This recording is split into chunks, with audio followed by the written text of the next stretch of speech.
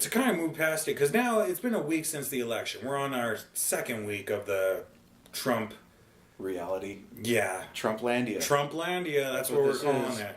Pretty good. I mean, it's a ripoff of a show, but whatever. Is it? No. So we do have some news on the Trump front.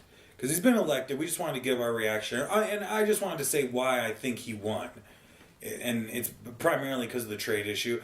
Also the racism and stuff, which I terribly don't like. And so Trump's named some people on his staff. We got about 4 names as far as I can tell that we have for sure. At least for this week. As it's been going. Yeah.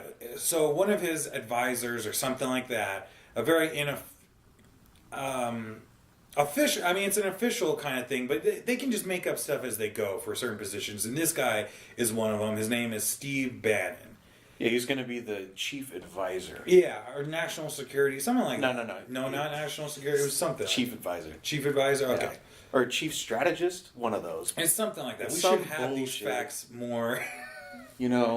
Probably.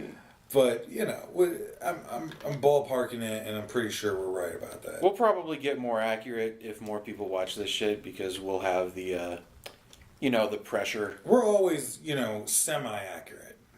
Semi-accurate. That's about as good as any other place. It's like that cat from, that weird cat monster from Adventure Time, Season 1, Episode, 8. Jesus Christ. We have approximate knowledge of many things. This guy does. I don't know. Says the one who forgot what he is. He being Steve Bannon. Is it Steve Bannon? Jesus. Shut the fuck up. He's white and he's a racist. Yeah, Do I need to know more? He ran, he's a racist. He ran a thing called the Drudge Report. And Breitbart. Yeah. Or no. Yeah, that's what he ran. Breitbart. Sorry. I'm totally off on that Drudge Report thing. It was called Breitbart. Either way, which was started by a guy whose name was Breitbart. And he was a total fucking hack, too, by the way. I read a book about him, kind of giving a little thing about him. He was a citizen journalist. He was the first person, and this guy, I'm assuming it was very similar, who thought, people talk about citizen journalism, and it's kind of good, but it's also total crap. It's propaganda, and it's just making up stuff. At least we're going to try to be accurate. Breitbart, go there for non-accuracy, for insanity. The National Socialists of America. Yeah, it's true. Basically.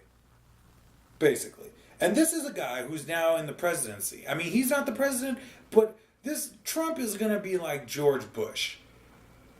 And for those of you who don't remember, George Bush was a very terrible person, but also a puppet. There were no things really enacted by Bush himself.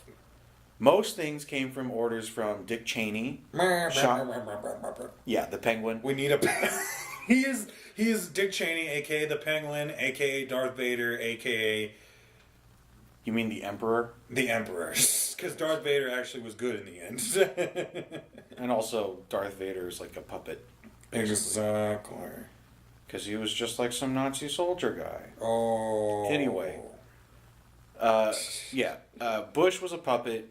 Cheney really pulled the strings. It was him, Sean Hannity, and who's the guy that did the Fox Media? He was a big-ass name. Roger Ailes. He's the owner of Fox. In fact, Sean Hannity probably had less to do with it. Sean Hannity's a chump. No, but Roger Ailes for sure. I'm thinking of someone else. Forget his name. Because he's white and a racist, and I forget white There's racist so many. names. There's so many. But yes, the ultimate point is that George W. Bush was a puppet. Much like how Trump. We predict Trump will be. I predicted it as well. I mean, I hope for the best. I know I spoke a little bit positive about him at the beginning. It is because I have, honest to God, if you know me, you know, and I have slightly positive views of Trump. Very slightly, though. I want to emphasize the slight. And it's basically gone downhill since then. So now he has this guy, Steve Bannon, there. He's now a main security, or a main advisor or whatnot. Terrible pick. I mean, he's considered, certain sources call him part of the barbarian faction. So that should tell you all you need to know. But what's the barbarian faction? These are, I got this term from the Young Turks. We will be referencing them a lot. Yeah, it's going to be a lot of references to the Young Turks, Fusion, Democracy Now! Tom Hartman, other progressive groups. The Humanist Report. Maybe Bill Maher. Maybe. No. That Islamophobe. Definitely Bill Maher. Get out of the microphone. You're fucking with the thing. You're screwing with the levels, you shit. Fuck you. You shitbird. Okay. One of the barbarians. Because he is a total racist, a total... Like, we say nationalist, socialist, Nazi, or whatever, fascist. These are terms, and, like, people just say them, and most people mean it in hyperbole. But this guy, this is not hyperbole. What guy? Steve Bannon. Yes, yeah. Okay. This guy is that. There's a lot of guys we talk about. Yeah. Because our government is run by a patriarchy. Yeah. Just so you know. Yeah. We didn't invent the patriarchy. We're just born in the era that it's in full effect. Patriarchy's been a thing for years. I know, that was the joke. Shut up. All right, let me go through the rest of the list. So he's the barbarian of the faction. A guy we don't want, for sure. A guy who's... Now, to contrast, here's the other person Trump picked in an actual position that's actually official and makes sense. Chief of Staff. Trump's chief of staff, Reince Priebus. Yeah, he did pick Reince Priebus, but he's not a great... Reince Priebus? That does sound like a Nazi. Yeah, oddly enough, the non-Nazi guy has the most Nazi-sounding name. But to be fully honest, Reince Priebus is not a good person. Especially if you belong to the LGBTQ plus community. Or the black community, or the Latino community. Well, he's the a Asian Republican. Community. Well, that's true. He's a Republican, so that's... He's the consummate Republican. Which is... He is the establishment Republican. Basically, he's like Hillary Clinton, but conservative. Yeah. So worse. Give Hillary Clinton some due. He's the worst version of Hillary Clinton. That's true. Wouldn't have thought of that, but yes. Yeah, that's true. I will allow it. Yeah, and so he's the establishment faction, where he was head of the RNC. That's what it was. I mean, just from what people say, I couldn't tell you because the RNC is not a party of mine in any sense. But literally, out of many RNC head people, he is the worst. I mean, he almost was the worst. The fact that he won, though, kind of makes him the best. Just like with Trump. Not really, but it means he can create the narrative or whatever. He was on the verge of being like the worst guy, worst RNC guy.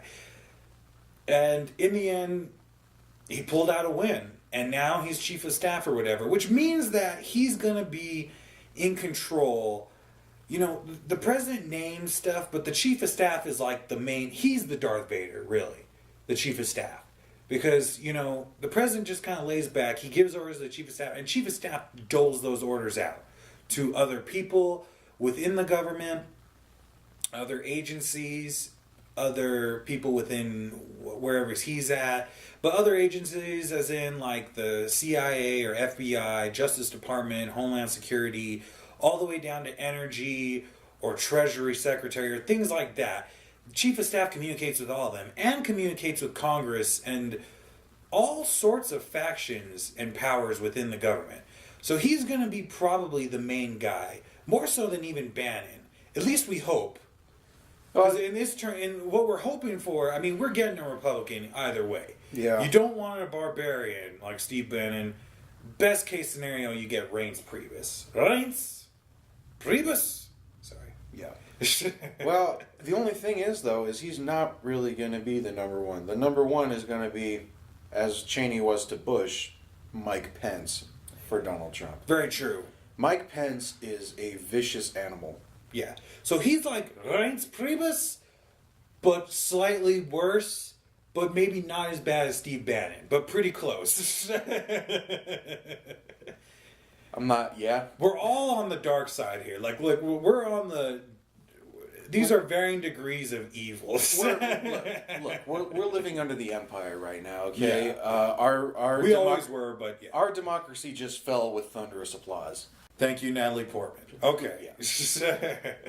Then there's Mike Pence. Forgot about him. Vice President. He is, like I said, a real conservative lobbyist for the tobacco industry. To this day... Who is also...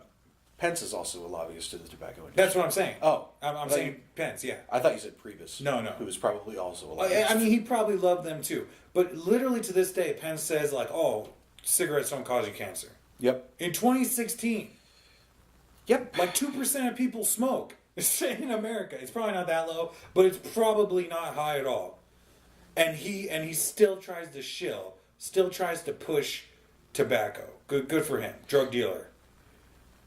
But the legal kind. Yes, tobacco. Yeah. Not that greenery. No, not the greenery. Oh.